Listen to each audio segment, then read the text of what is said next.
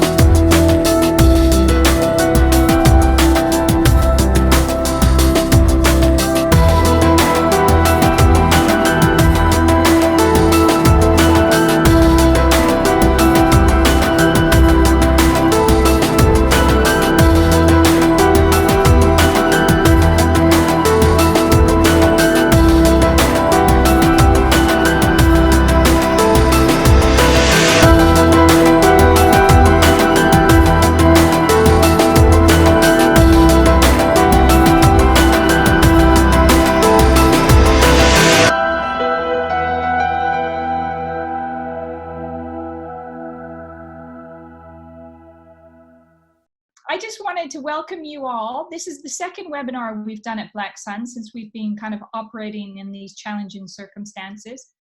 And I just wanted to say we're doing our best to keep you abreast of all the changes in the marketplace.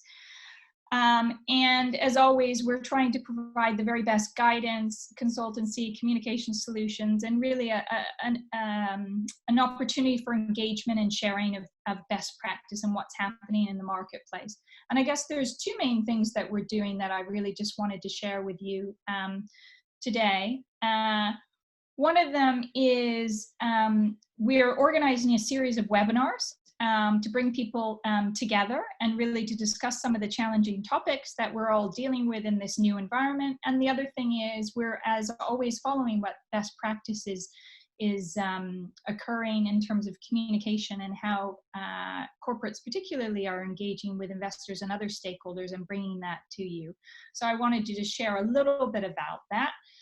And for those of you that don't know Black Sun, we are an international stakeholder communications agency, okay? And we work across a large number of corporates, mostly listed companies, helping them define, articulate, and communicate their value creation story to many diverse audiences, but particularly through reporting and corporate websites. And I think the importance of communication today is more important than ever. And you know, that idea of proactively communicating with all of your stakeholders, I think, is a really vital part of and for building a foundation of building trust, and is something that we're very passionate about. We're also really privileged to work for a large number of different kinds of companies and different kinds of people, and we're lucky to have so many of them engaged in this debate. So I appreciate all of you guys tuning in to hear what we have to say, and also to really engage with us over this debate. And if there are any topics that you want to hear about,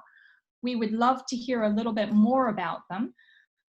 We've got on our own website, we've got our own hub where we're calling it our response hub, where we're capturing all of what's going on in the marketplace that's affecting our clients. There's a lot of regulatory updates. There'll be these webinars that will be listed up there. And we've also got a lot of blogs on what's happening in best practice communication. So all that will be on our hub. And if there are other things that we're not covering, we would love to hear from you about what are those sort of topics that we want to cover. So what I wanted to do is, you'll see on the screen, I've got Claire Lavery here, which is great, from Rivel. And we've got a webinar here today. And really this came about because we know that there's a lot of concern with corporates about the investment community and what they want from companies right now.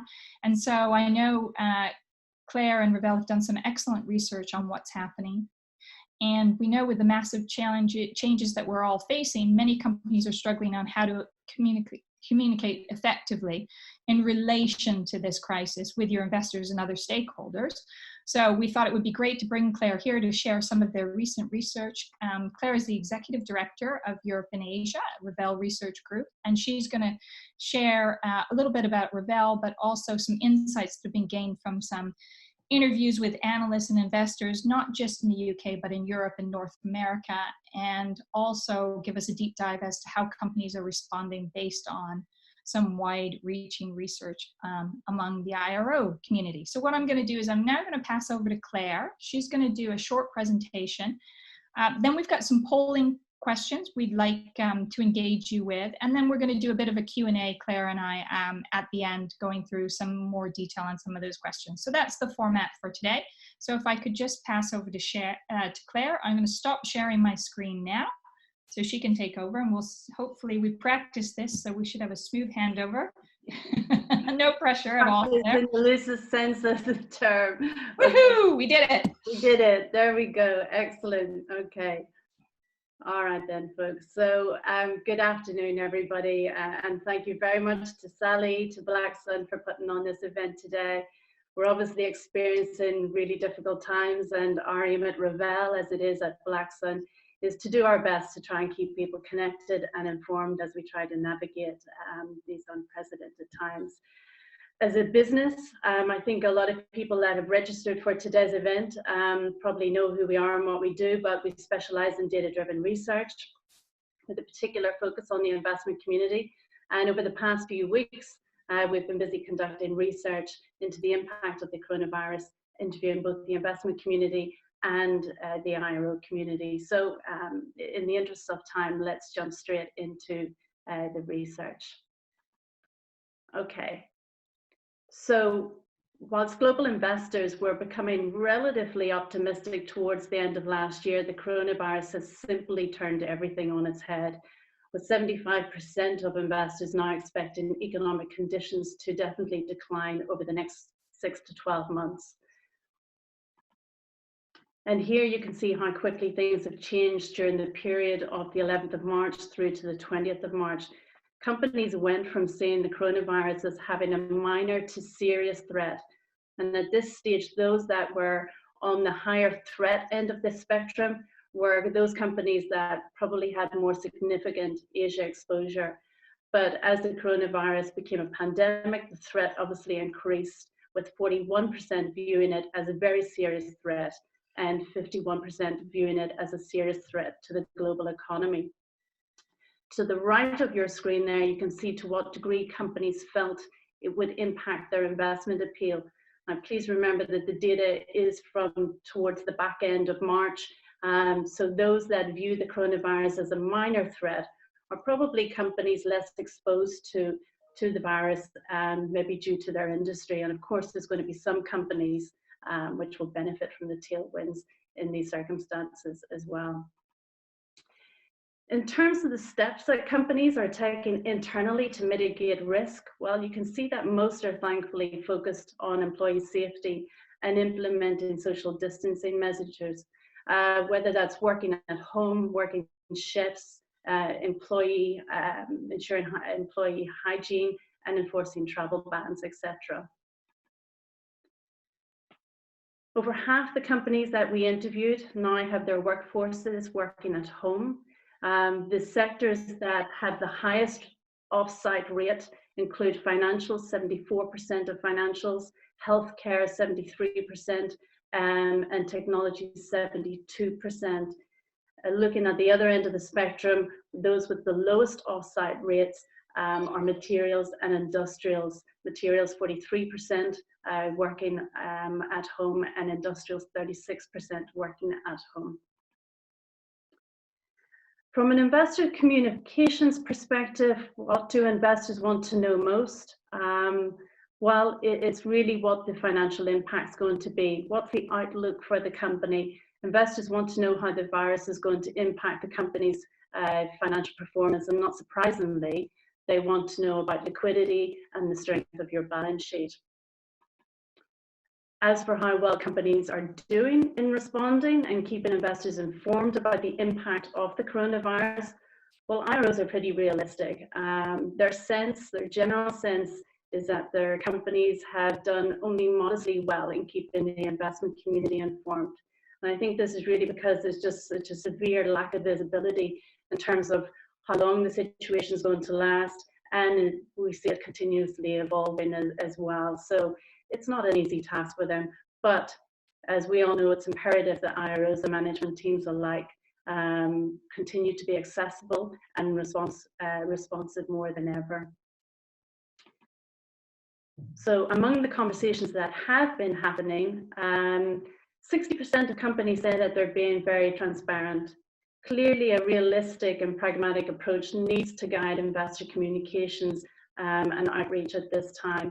And this means focusing on the immediate future when at all possible.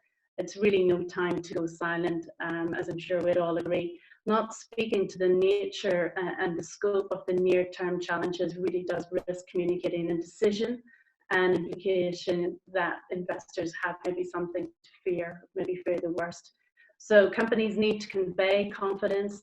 They need to have contingency plans in place and show that they're meeting the challenge as aggressively as possible. There's no doubt, I think that we've all seen comments like this, that companies will be assessed on their response as we come out of this. So companies have expanded the number of investing-facing executives that are explaining the COVID-19 impacts to the investment community.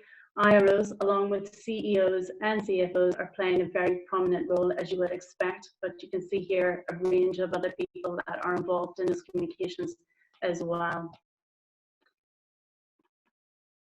With the future cloaked in uncertainty, companies really, regardless of sector, have been forced into wait and see mode with their guidance.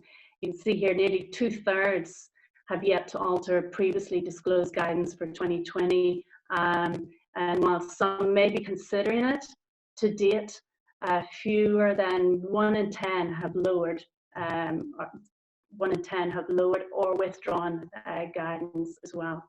And that's a real point of anxiety for IROs, given the pervasive uncertainty spurred by the coronavirus. Future guidance practice is a domain in which IROs themselves most often seek insight internally as well. We then switch gears a little bit and we look at virtual conferencing, and this is from an internal perspective. A whole host of vendors have now entered the field. I think we're getting to fast track on our technical abilities quicker than any of us ever thought that we'd need to. But you can see here, whilst Microsoft Teams and Skype and Zoom tend to be the most popular ones, there's none that's really sort of leading the charge, and that there's no one sort of dominant force out there. And that's the same as well when you look at it from an external perspective. Zoom is maybe getting a little bit more attention, but you can see the players there that were always in existence before, your NASDAQs, your Q4, etc., etc.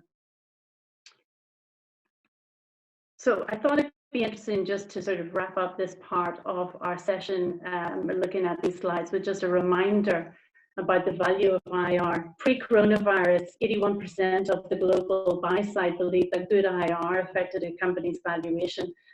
And I'd suggest that as we come out of this period, this figure will probably increase. I think it's also, as you can see here, it's good to remember what degree good IR can affect a company's valuation.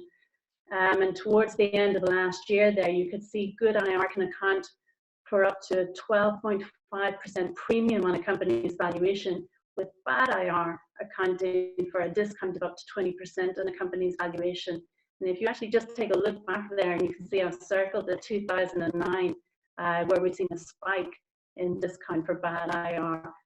So it is really the time for investor relations programs to be as proactive and responsive as possible. And it's also worth remembering the environment that you're operating in.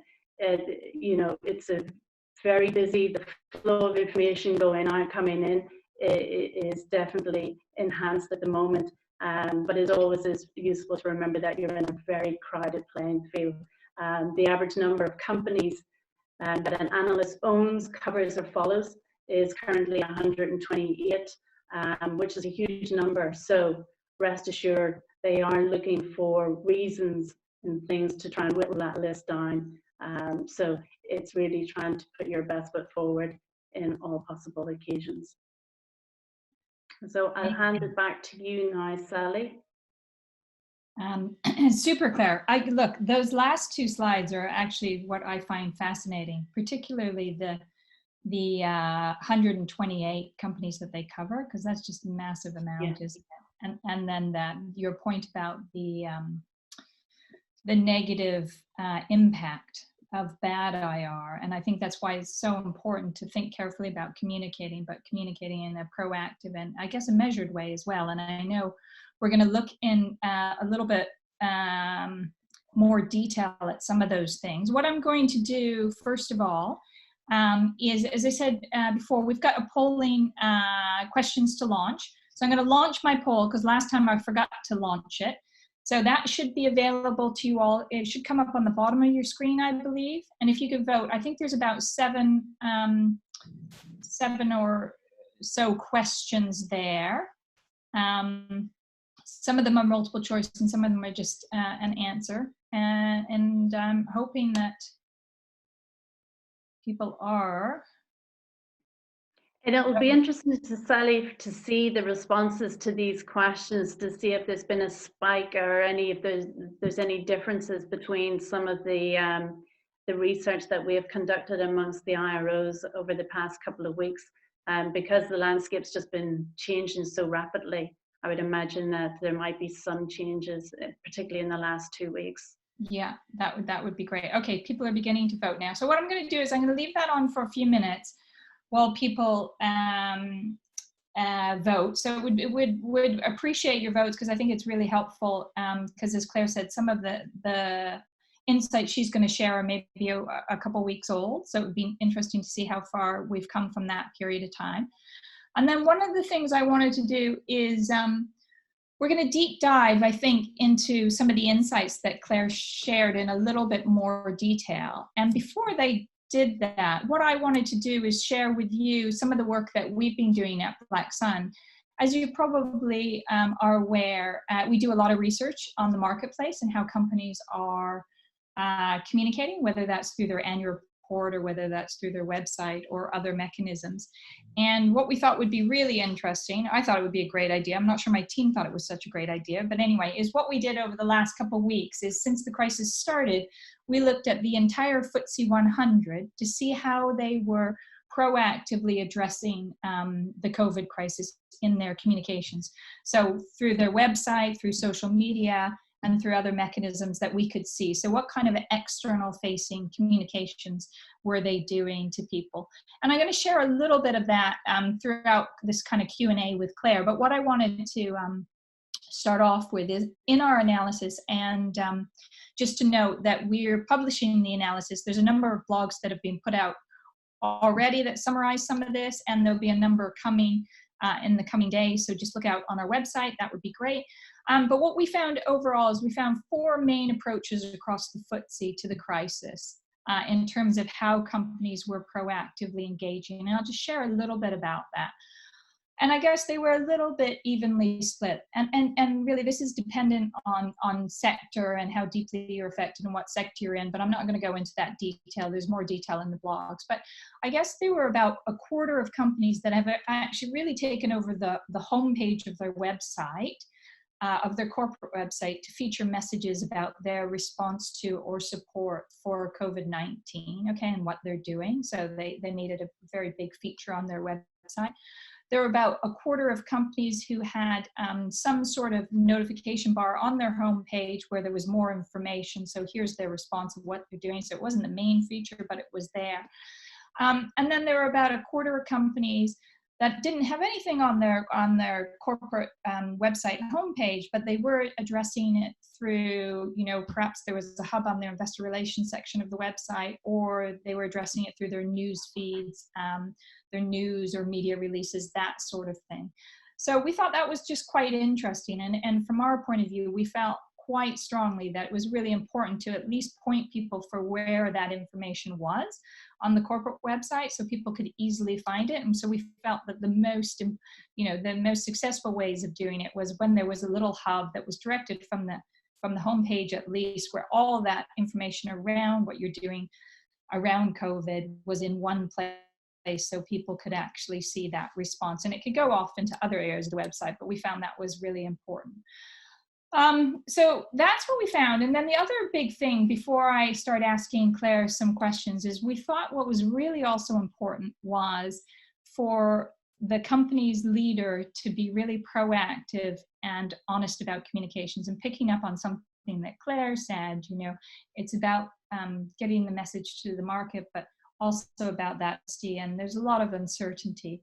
But what we found were that the best companies we felt were had their company leader, the CEO out there saying actually what their response was, not just for investors, but for all of their different stakeholders, employees, as Claire said, you know, most importantly, how are you protecting, ensuring the safety of your staff and your people, but also how you're dealing with customers, investors, and wider stakeholders.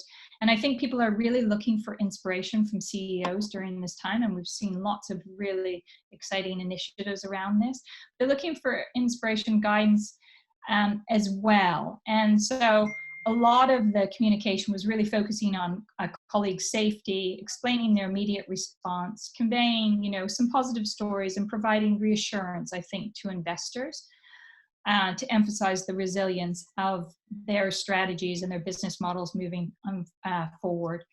And again, a variety of different mechanisms. And I just wanted to pull out a couple of key ones. The most popular were detailed letters from the CEO, which really addressed all those different stakeholder groups and their plans around those different stakeholder groups. And then pointing them for more information if necessary, particularly if they were a consumer-facing company. A number of corporates had actually signed up to this, the C19 Business Pledge, which is interesting, and that was highlighted in the letters. Quite a number of companies were doing Q&As.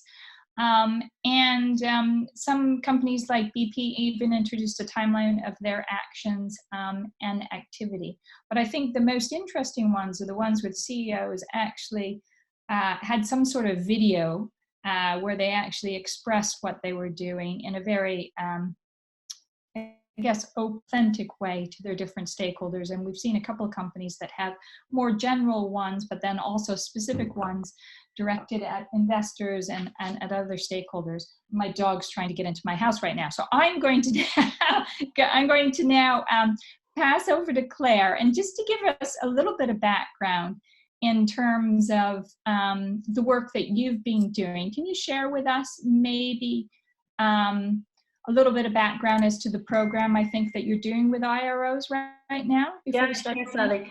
So we've got a number of parts to our business, but one of the parts is a program which we call Rivel Intelligence, and one of the aspects of that program is something that we call rapid action research. So basically, we have a team of people who will mine our data for IROs, but if we don't have maybe the information to hand, maybe it's not in a report that we have, conducted amongst the investment community or one of our IRO reports, we will field the question out to other IROs. And we thought, well, okay, what can we do in the current environment that's going to help answer questions, keep people connected, and keep people informed as to what peers are doing. So we decided to make that element of the program, the rapid action research element of the program, free to everybody. So basically, IROs can just opt in, and they can pose a question, and we'll send that question out to the community of IROs that we've created, or extended, I should say, in comparison to the normal program. So we've got I think we're up to about maybe 400 IROs or something like that involved in the program. So, and it's global in its nature. So we're literally fielding questions that are coming in every day from IROs, consolidating them because there is sometimes an overlap in some of the topics and the questions that people are asking. Then we field those questions out to the group. We get the responses, and then we basically share those responses with everybody in the group as well. And we're running that program until the middle of May. Provisionally, if we need to extend it, we'll decide that closer to the time. But hopefully, we might see a wee bit of normality by the middle of May. So that's what we're trying to do for people at the moment, just to keep them connected share experiences during these difficult times. Great initiative. And so if somebody wants to get involved, do they just get in contact with you directly? Yeah, just get in contact with me and just say they want to be part of the community, and then the team will get in touch with them and just give them instructions. Really, really simple. And it's a little bit of, you know, what you get back a little bit. So you want to participate, because whenever you've got a question, you hope that people will respond to it. But people have been really, really responsive so far. And any question that we've got, it's sort of been in the realms of, you know, maybe 100 responses, and that's also within a 24-hour, 48-hour period as well. So it's really quick turnaround as well. Yeah. Okay. Well, that's great. And some of the insights we're going to go through now have been collected through that group. Is that right? Absolutely, yeah. Okay, super. So I'm just going to share with you, hopefully everybody can see the polling results on screen from our quick snap poll. So I'll just walk through them, because I know a few of you actually are on the phone and not won't be able to see these. So in terms of number of companies that have dedicated team dealing with the crisis, we've got 90% of you do, or 91%, which is probably not surprising. In terms of who's on that team, this is what I was kind of interested with based on some of Claire's data we're going to go into. Executive leadership team, which is great, 90%, corp comms 50%, investor relations 45%. So still only half of companies, which I thought, I would have just thought that corp comms and also investor relations would have been on all those, in my view. Which stakeholders are you proactively communicating and engaging with? And I said, tick as many as apply. Most of you are proactively engaging with employees, which is, I suppose, not surprising. Then in order it goes: employees, customers, then investors, and then supply chain. Okay, so that's great. And less so on media and regulators or government, which is interesting. So employees number one, and investors are still quite high up that list. But interestingly, and it's really good to see that customers and supply chain are up there as well, particularly the supply chain. Now I asked question 4 was about specific proactive outreach to investors, and this mirrors one of the questions Claire is going to go through in terms of what people have been doing to keep them up to date, and this kind of reflects some of the research that we've done. So varying levels, a lot of personal phone calls happening, which is understandable. Press release, about half of you. Emails or some sort of email campaign, almost 60%. And actually only 45% doing something on the corporate or the IR website, which surprises me, because I think that's a really good area, good place to be proactively communicating. And as I said, reinforcing a lot of the key messages and highlighting where all that information is. So yeah, Sally, actually, just on that point, if you know, this goes back to the 128 companies that, you know, an investor may have on their radar at any given time. You know, if they don't have time to pick up the phone and call you, they're going to go to your website to have information verified and whatever. So that's really your shopfront window. So it's super, super important to make sure that that's up to date with all of the information that you can possibly share at this time. Yeah, and I think, Claire, this sort of outreach is similar to what you'd seen in your analysis, is it? Yeah, I think so. It looks pretty similar. Okay. So yeah. Okay, and then so that was about investors, and then I asked about other stakeholders, and what I asked is, what, if any, changes to outreach and communications to your stakeholders will this have moving forward? So a third of you saying increased across all stakeholder groups, so increased communication across all stakeholder groups. Half of you saying increased communication across the business with key stakeholder groups, which I'm assuming were probably investors and employees from the other one, and then fewer of you saying no change. And then again, the types of communication channels, and picking up on Claire's point, corporate website. So a lot of you are thinking about the corporate website, but not using it necessarily. And then other things like video, social media, big increase from those that are using it now in their corporate communication. So that's quite interesting as well. And then I've got a question around the annual report as well, which we'll pick up on later. So that's super. Thank you for sharing that with us, and we'll probably refer to that a little bit later on. But really what I wanted now to pass over and just get Claire to give us a little bit more insight about what you're seeing. And I guess one of the questions was, how many companies are you seeing issuing specific releases regarding COVID-19? And what have you seen that those releases are really focused on? Is there anything in particular you can share with us? Yeah, so we put out a series of questions to try and pull back the research that we need. So first of all, we asked, has your company sent or is it considered sending any releases specifically regarding COVID-19? And this was whenever we first started the free service. So among the 99 respondents that we got, nearly half were considering sending out releases or have already done so. We then asked, would they purely be media releases, or are they also going to be directed towards the investment community as well? And many companies said that they're directing their communications at both the general media and the investment community, with either the same release serving a dual purpose or customizing efforts, so tweaking it depending on the audience.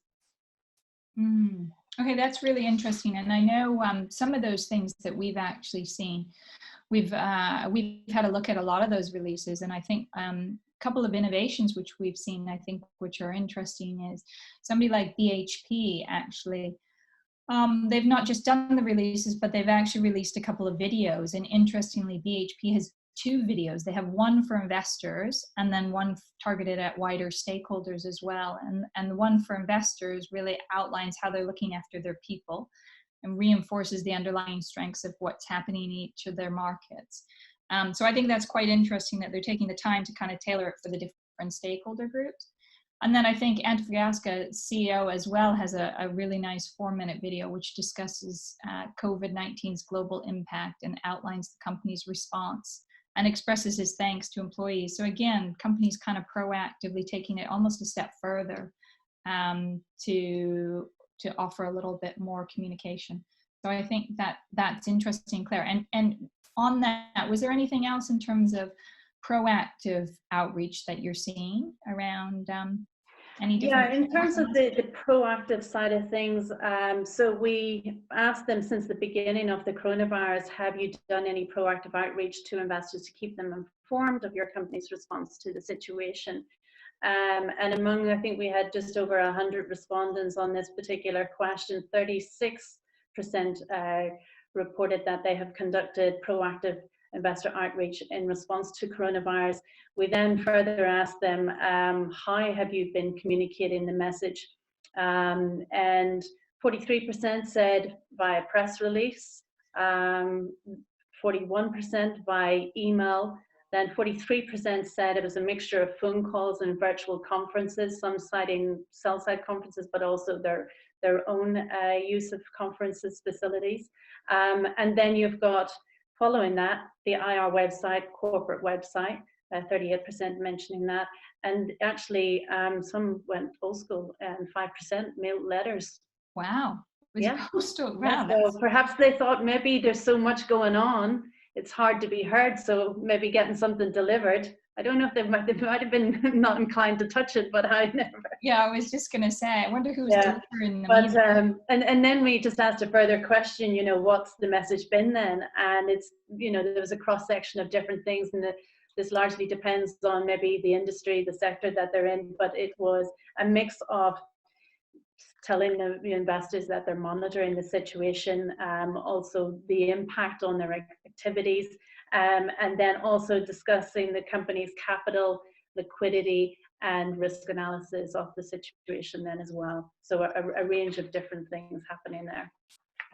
Okay, which is really helpful. So I guess from that, this idea of kind of proactively communicating or having information somewhere for investors to go, because we know that the number of calls, I think you did another question set in terms of some of the challenges, and I think some of the challenges for IROs have been really about managing those inbound calls from investors.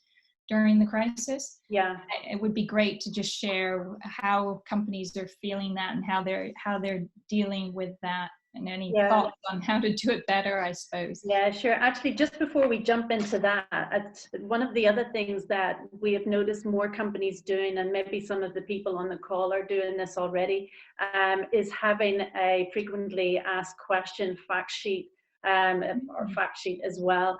Out of about 112 respondents, we asked, have you posted an FAQ sheet on your website, or on the website? So out of 112 respondents, 13 have posted an FAQ sheet on their company or IR website, specifically addressing the impact of COVID-19. And of those that have posted an FAQ sheet, 4 said that it has meaningfully lowered the number of calls, a number of questions that they've been getting from investors and analysts. The number of questions as opposed to the number of calls. So it just goes to show that people are actually going to the website, they are looking for information. If that cannot help them, then it could be a quick and easy way to address a lot of questions that they might have. And not many people doing that from your stats. Not a huge number of people, and I suppose it's difficult internally because you've got to coordinate people, you've got to get the information that you want to have and the answers to the questions, and be able to consolidate all the questions that people might have. But at least if you can address the broader questions as best you possibly can. There's a couple of people that are doing it particularly well. The healthcare sector, I think, have done a pretty good job of this. In particular, if you look at maybe GSK, I believe, have done it, and also Merck have done a good job of it as well. So they might be good reference points if companies are thinking about doing something or want to tweak it in any way as well.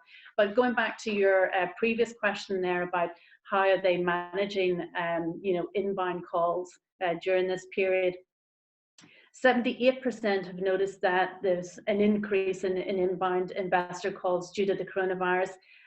Most do not plan to make any changes to the number of calls.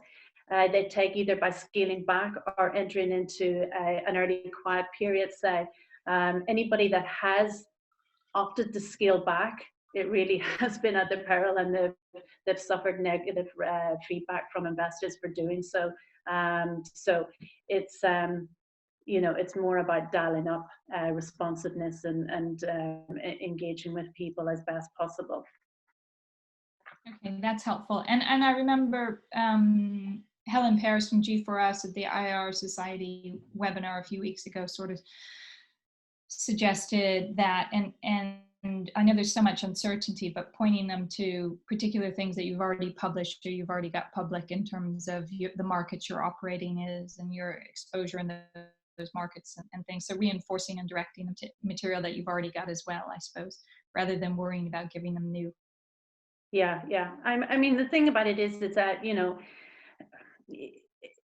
there could be a lot of situations where IROs are being asked questions they simply don't have the answers to at the moment. They don't have, none of us have a crystal ball as to how this whole thing's going to pan out and what impact it's going to have.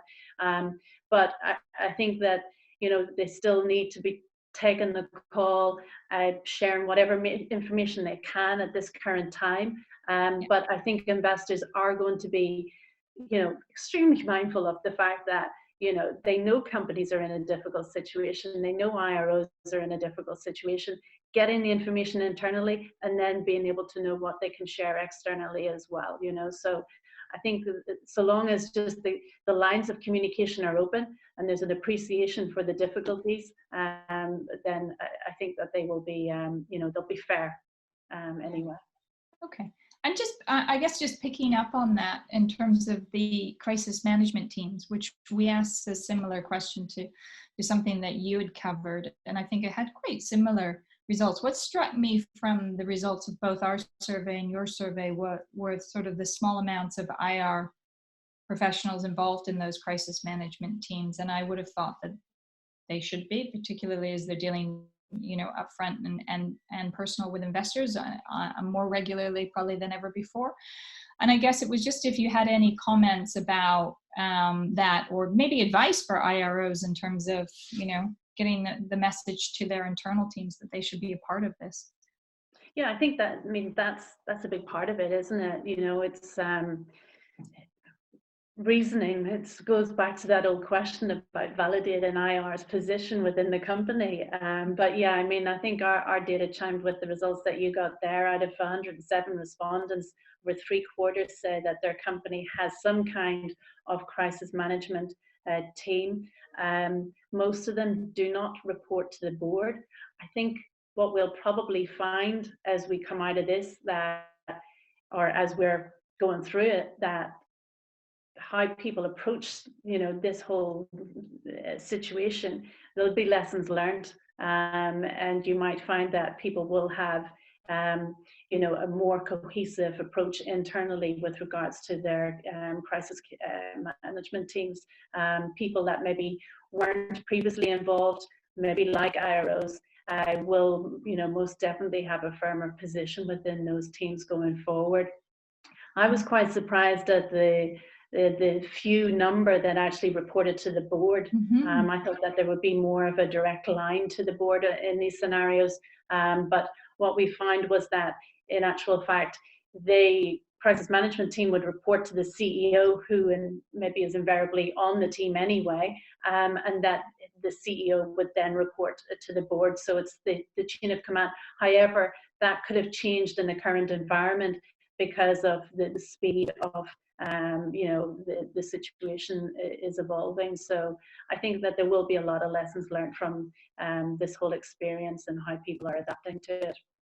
And I think that's a really good point. And just, I guess, building on the webinar we had last week with the FRC, I'm sure that that's the kind of communication that they're going to want to see in terms of how that information flow has gone up to the board, and what, how decisions have been made on the back of that. With everything else, I think that will be a big focus for them, I would suspect, moving forward. Okay, there was a couple of topics just in terms of, that was, I guess, about general proactively communicating with investors. And I know there were a couple of topics that you covered specifically around reporting to the actual market. So I think people would be interested in knowing a little bit more about guidance estimates, as well as, how companies are preparing remarks addressing COVID, or whether they are preparing, prepared remarks for COVID in terms of their results and earnings calls. Sure. Okay, then. So if we look at guidance estimates first, of the respondents that we've had in the research, 85% say that their companies issue guidance. 58%. So we then asked a follow-up question: given the uncertainty in the markets, how will your company deal with guidance outlooks for investors?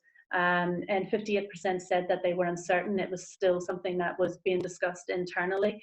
So quite a large proportion of people still trying to figure out what they need to do around guidance. And then looking outside of that, 17% said that they'd provide a range of guidance estimates. And then 14% said that they had retracted prior guidance and would not be giving any update based on the uncertainty that there is in the market. But largely it's people are still trying to figure out what to do with regards to guidance. Otherwise, they're offering a range of estimates at the moment. If we then look at preparing remarks addressing COVID-19, so we asked this with regards to results calls and reporting and so on. And out of the respondents, 95% are holding quarterly calls still, and of those that hold quarterly calls, 68% plan to deliver prepared remarks live. Looking into that a little bit deeper, all but one of the respondents plan to conduct their Q&A live on their next results call. Okay, so they're obviously very confident that they have the answers to the questions or how they're going to handle it. But everybody else is. Is that different, Claire? Do most not do Q&As live then? I think most people would tend to do them live. They'll get a sense of the questions beforehand. You know, but because the questions will be submitted in some cases, but generally they're done live. But certainly the prepared remarks, delivering prepared remarks live, I think it's pretty much you know, business as usual from that front. I'm just looking to see here if there was any other comments. Most people are just debating the format for the Q&A, really, and how they can keep control on that, because obviously they don't want to be asked a question that they can't give an answer to as well, because that will just create you know, more fear than anything. Okay. Claire, last week when we had the team from the FRC on, we had Thomas from the Financial Reporting Lab, and he shared with us some findings from some engagement they'd done with investors in the UK anyway, about what kinds of questions investors were seeking information on. And clearly in the near term, investors were very focused on company resources, cash and liquidity, and in the longer term, how they can kind of protect key assets and drivers of value in the future. And I guess it would just be interesting. I know there are a couple of specific issues that you guys asked about in your address, particularly around dividend payments, which I know there's been a lot of sort of back and forth by companies, goodwill impairments, and also the big topic of conversation really is the senior management salary reductions and what's happening across the business. I don't know if there's any highlights that you wanted to share from that in terms of how companies are dealing. Sure. Yeah, I mean, all of those the big topics, the dividend one, so many people had questions about whether or not to suspend the dividend and how to communicate that then as well. Out of the respondents, we had over 70 said that their company issues a dividend. Of those that issued the dividend, 11 said that so 110 respondents, 11 said that they have considered postponing or suspending dividend payments in light of the coronavirus. Among those that have considered postponing and suspending dividend payments, 3 are actively planning to do so. So I think that, but I would keep in mind that that question was probably asked quite early on in this whole situation, and I think there's been more of a more developments on that front, and I imagine these numbers are probably higher now, but it was definitely on the forefront of everybody's minds. In terms of goodwill impairment, so out of the companies that we conducted the research with, 78% say that they have goodwill, intangible assets that must be evaluated for impairment annually. And then we asked a follow-up question: due to the market volatility and the economic uncertainty, will there to assess your goodwill or intangibles for impairment at the end of Q1? And most companies said that they're still assessing the situation and have not made a decision yet. Others do a yearly assessment under normal conditions. So again, that was an evolving situation as well.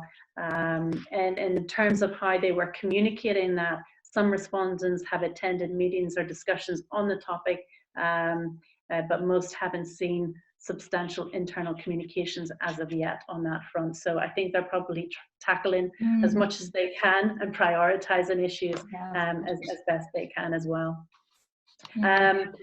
Then the third topic there that you mentioned, this was with regards to management and salary reductions. This has been the one thing that's probably been making the headlines, you know, with the news broadcasters more than anything out of all of this when it comes to companies. So among 157 respondents, only 13 said that their company has reduced senior executive salaries. We asked which senior executives have had their salaries reduced, and most salary reductions enacted have impacted the entirety of the senior leadership team. And the majority have been communicated through maybe a press release and so on. And in terms of how the market and the investment community has reacted to that, either favourable or neutral in terms of the announcement. So nobody's saying it's a bad idea anyway. No, it is a message in itself. And that was a few weeks ago, right? Yeah, so that would have been probably, this question was posed just at the tail end of March. Yeah. Okay. All right. So 2 weeks. We've seen more happen since then anyway. But even at that, I think, you know, if we were looking there just in terms of the amounts, I think it was like, just to give you a bit of flavour,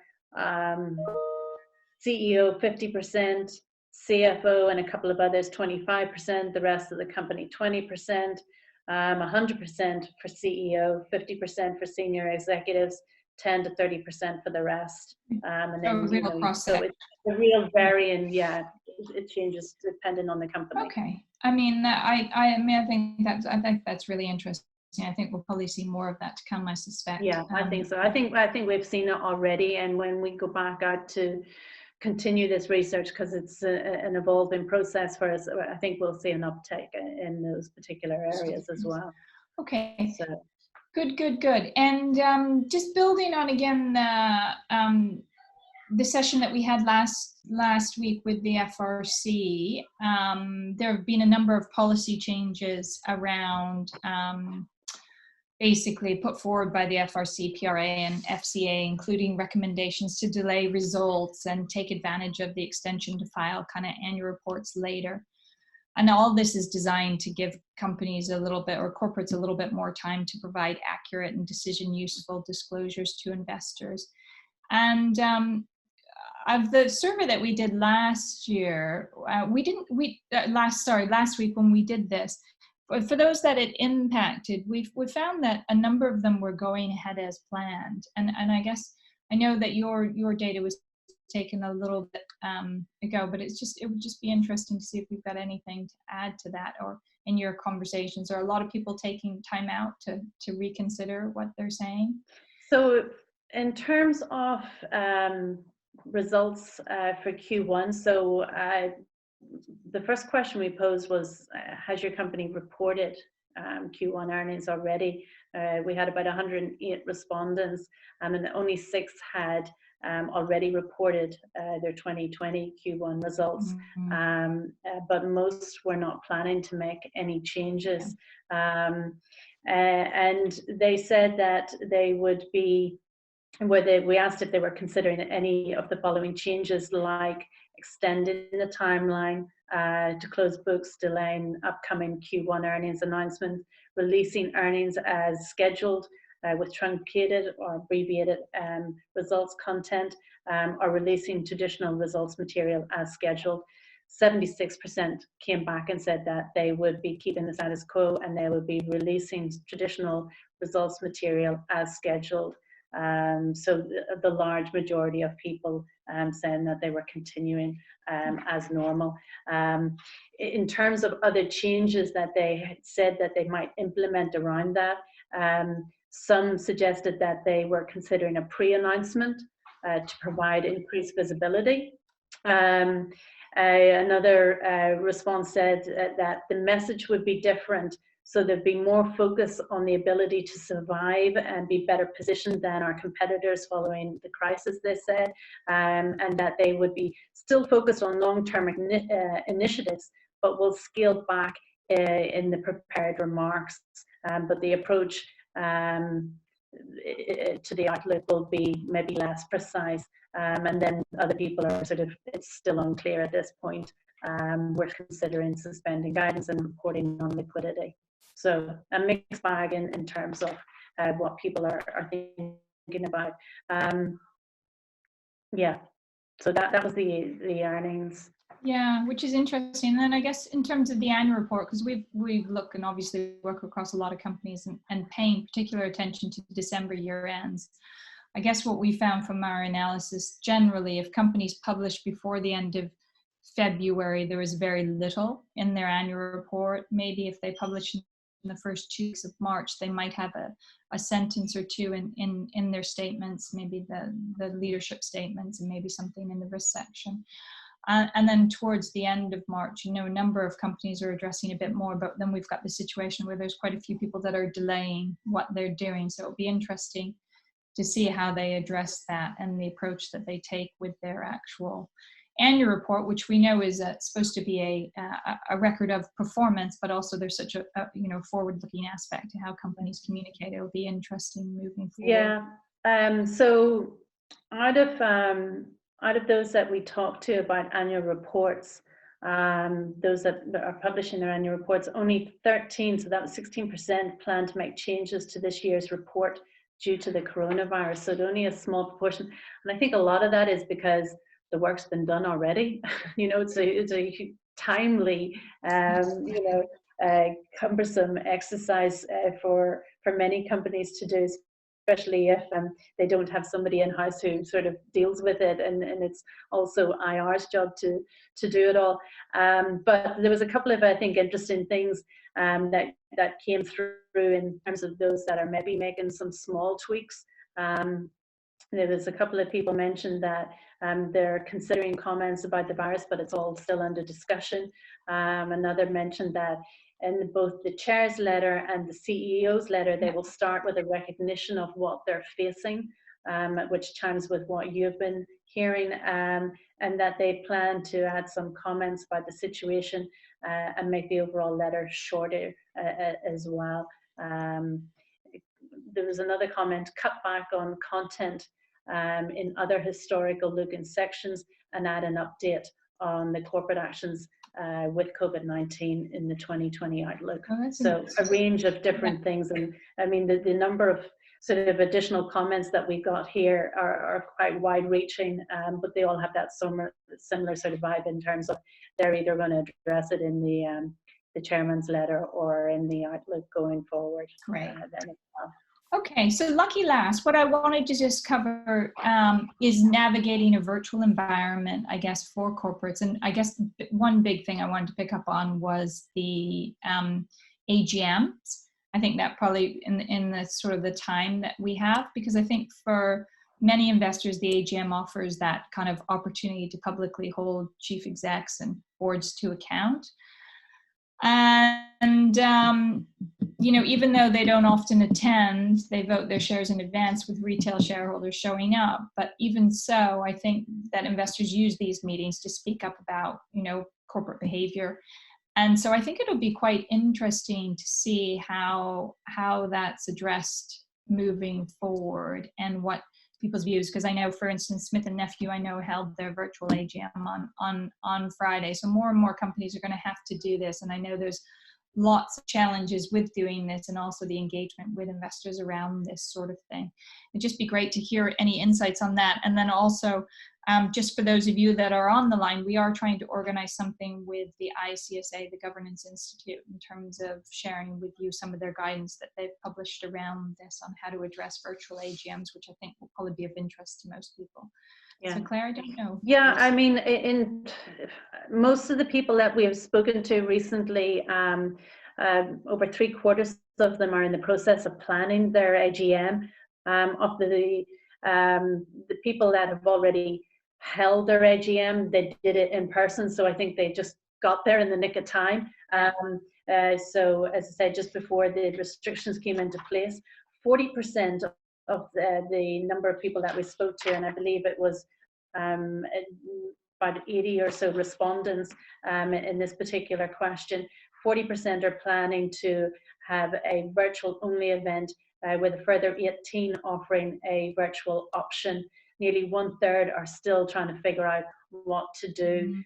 What's interesting is there's some companies that have had that virtual element in play for maybe a couple of years. So the transition to making it a full virtual event is very easy for them. But I think that, and there's some companies that are saying that, listen, if this works out well, this is probably how we'll do it going forward as well. So there's probably some cost savings to be done there as well. But I think so long as you're communicating in advance what you plan to do. That's the key bit, really. Okay, and I would agree with that. I think this disruption is helping us, a lot of us, change the way we think and do business in a lot of cases, and I don't think we'll go back. So it's a really good point. Just conscious of time, look, that was a really quick canter through some of the great insights that Claire has to share. If there's any questions that we haven't answered, if anybody has any questions, please either submit them to us here, or just email Claire or myself directly, and we'd be more than happy to follow up with some answers, as I know it was very quick through, and it is a very changing thing. I mean, it changes day by day in terms of how companies are engaging and investors are engaging around this, and there's so much uncertainty. So I think the advice I'd say is, we share and engage in these sorts of things, because I think we've got a lot that we can learn from one another, and we're committed as Rivel, as I know, to kind of keeping you up to date on what we're seeing in the marketplace. So thanks everybody for tuning in, and just a huge thank you to Claire and to Rivel for sharing these great insights with the audience, and I hope that everybody stays safe and keeps in touch, and thank you all for tuning in this afternoon. Enjoy the rest of your day. Thanks, Sally. Bye-bye. Okay. Take care, everybody.